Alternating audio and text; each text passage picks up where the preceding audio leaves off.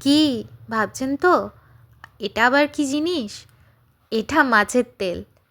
না না, ওরকমভাবে ভাবার কিছু নেই। আমরা এখানে মাছের তেলটাও নষ্ট করি না, ওটাও খেয়ে নিই। এভাবে একবার মাছের তেলটা বানিয়ে দেখবেন, অসাধারণ খেতে হয়। প্রথমে আমি কড়াইয়ে একটু সর্ষের তেল দিয়ে দেবো। খুব বেশি দেওয়ার প্রয়োজন নেই, কারণ মাছের তেল থেকে বেশ কিছুটা তেল বেরোবে। তেলটা ভালো করে গরম হয়ে গেলে তাতে আমি আগের থেকে কুচিয়ে রাখা পেঁয়াজটা দিয়ে দেবো। আমি এখানে একটা মাঝারি মাপের পেঁয়াজ দিয়েছি। পেঁয়াজটা একটু বেশি হলে ভালো হয়। পেঁয়াজটা লাল লাল করে ভাজা হয়ে গেলে আগের থেকে নুন হলুদ মাখিয়ে রাখা মাছের তেলটা আমি দিয়ে দেব। আমি এখানে রুই মাছের তেল দিয়েছি।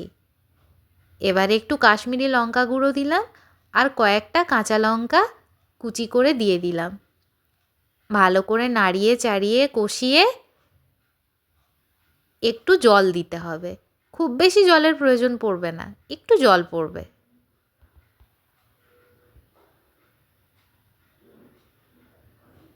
এবারেই রেডি আমার মাছের তেল। একবার এভাবে বানিয়ে খেয়ে দেখবেন না, এক থালা ভাত এটা দিয়েই খাওয়া হয়ে যাবে। আজ তাহলে চলি, টাটা। আমার চ্যানেলটা কিন্তু সাবস্ক্রাইব করতে ভুলবেন না।